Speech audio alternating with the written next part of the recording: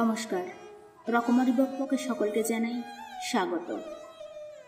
আজ আর বলবো না কেমন আছেন। চারিদিকে যা পরিস্থিতি, ভালো থাকার যে উপায় নেই, ভালো থাকার পরিস্থিতি এটা নয়। আমাদের সকলে মিলে প্রতিবাদ করার এই সময়, গর্জে ওঠার সময়।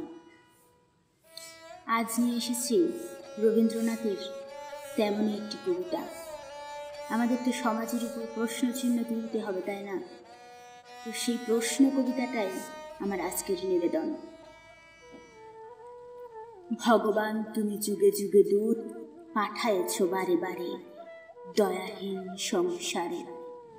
তারা বলে গেল ক্ষমা করো সবে, বলে গেল ভালোবাসো, অন্তর হতে বিদ্বেষ বিষ নাশো। বরণীয় তারা, স্মরণীয় তারা, তবুও বাহির দ্বারে আজি দুর্দিনে ফিরানো তাদের ব্যর্থ নমস্কার। আমি যে দেখেছি গোপন হিংসা কপট রাত্রি ছায়ে হেনেছে নিঃসহায়ে। আমি যে দেখেছি প্রতিকারহীন শক্তের অপরাধে বিচারের বাণী নীরবে নিভৃতে কাঁদে।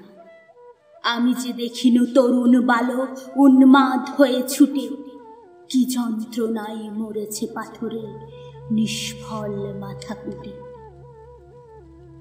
কণ্ঠ আমার রুদ্ধ আজকে বাঁশি সঙ্গীত হারা অমাবস্যার কারা। লুপ্ত করেছে আমার ভুবন দুঃস্বপ্নের তলে, তাই তো তোমায় সুধাই অশ্রু জলে। যাহারা তোমার বিষাইছে বায়ু নিভাইছে তব আলো, তুমি কি তাদের ক্ষমা করিয়াছ? তুমি কি বেসেছ ভালো? না, আমাদের যারা চারিপাশের আলো নিভিয়েছে, যারা আমাদেরকে অন্ধকারে রেখে দিতে চায়, তাদেরকে আমরা ক্ষমা করব না, তাদেরকে ক্ষমা করা যায় না।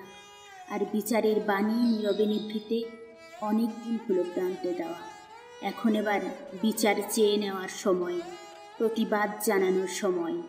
আমাদের ন্যায় বিচারের জন্য আমাদেরকে গর্জে উঠতে হবে, লড়াই করতে হবে। যে লড়াইয়ে প্রতিবাদ গড়ে উঠেছে রাস্তায় রাস্তায়, সে প্রতিবাদ আমাদের চালিয়ে যেতে হবে যতদিন না আমাদের ন্যায় বিচার পায়।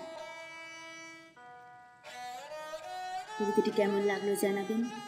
আর সকলে প্রতিবাদে থাকবেন, নিজের মতো করে লড়াই করতে থাকবেন, কারণ লড়াই ছাড়া আমাদের আর পিছিয়ে আসার উপায় নেই, এটা মনে রাখবেন।